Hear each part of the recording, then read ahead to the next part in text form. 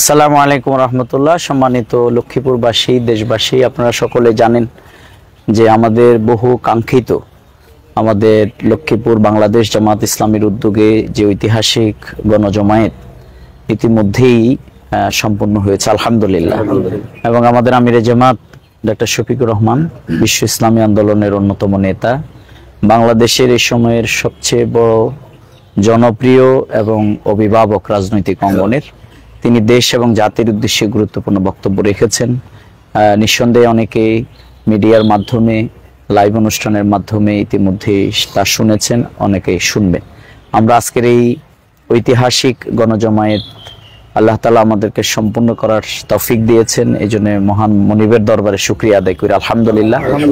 এবং এই কাজে যারা দেশ বিদেশ থেকে, বিশেষ করে লক্ষ্মীপুরের সর্বস্তরের মানুষ আমাদেরকে সহযোগিতা করেছেন, লক্ষ্মীপুর জেলা সংগঠনের পাশে এসে দাঁড়িয়েছেন, সেজন্য আমরা আন্তরিক ধন্যবাদ এবং মোবারকবাদ জানাচ্ছি।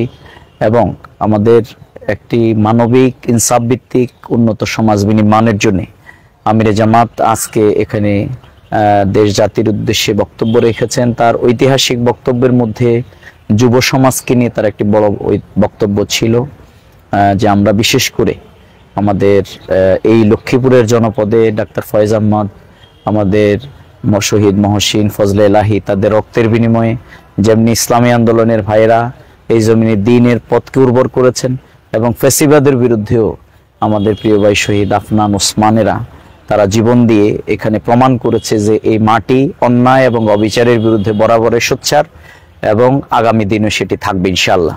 আমরা আশা করি একটি ইনসাফ ভিত্তিক সমাজ বিনির্মাণে আমাদের এই জাতির অভিভাবক, বর্তমানে ক্রান্তিকর লগ্নে দেশের গুরুত্বপূর্ণ সময়ে যিনি দেশ জাতিকে নেতৃত্ব দিচ্ছেন এবং ইনসাফ ভিত্তিক একটি কল্যাণ রাষ্ট্রের স্বপ্ন জাতিকে দেখাচ্ছেন, তার এই বক্তব্য থেকে অনুপ্রাণিত হয়ে লক্ষ্মীপুরের প্রতিটি ঘরে ঘরে দিনের দাওয়াতকে একটি কল্যাণ রাষ্ট্র, একটি ওয়েলফেয়ার স্টেটের যেই নমুনা, সেটি আমাদের নেতাকর্মীদের উদ্দেশ্যে তিনি বলেছেন, সেই নমুনা যাতে করে আমরা সেক্ষেত্রে অবদান রাখতে পারে আমাদের ভাইরা। এবং মাওলানা এটিএম মাসুম ভাই, তিনি অত্যন্ত গুরুত্বপূর্ণ বক্তব্য রেখেছেন। আমাদের কেন্দ্রীয় কর্মপরিষদ সদস্য মোবারক হোসেন ভাই বক্তব্য রেখেছেন। কুমিল্লা মহানগরী আমির কাজী দিন মোহাম্মদ সাহেব বক্তব্য রেখেছেন। এবং আমাদের নোয়াখালী, ফেনী, বিভিন্ন অঞ্চলের আমাদের জেলা আমির নেতৃবৃন্দ বক্তব্য রেখেছেন, এবং স্থানীয় নেতৃবৃন্দের বক্তব্যের মাধ্যমে ছাত্র শিবির এই কাজে ঐতিহাসিক অবদান রেখেছে, এবং বিশেষ করে অক্লান্ত পরিশ্রম করেছে আমাদের স্বেচ্ছাসেবক ভাইরা। আমরা তাদেরকেও সবার জন্য আল্লাহ তাআলার কাছে সর্বোত্তম জাযায়ে খায়ের কামনা করি।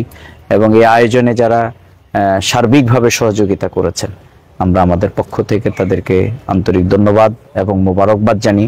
আমাদের আমিরে জামাত যে উদ্দেশ্যে এই গণজমায়েত আমরা করেছিলাম, সেটি নসিহাগুলোকে সামনে রেখে আমরা যেন আগামী দিনে কার্যকর ভূমিকা এই জনপদে রাখতে পারি। আল্লাহ তাআলা আমাদেরকে সেই তৌফিক দান করুন।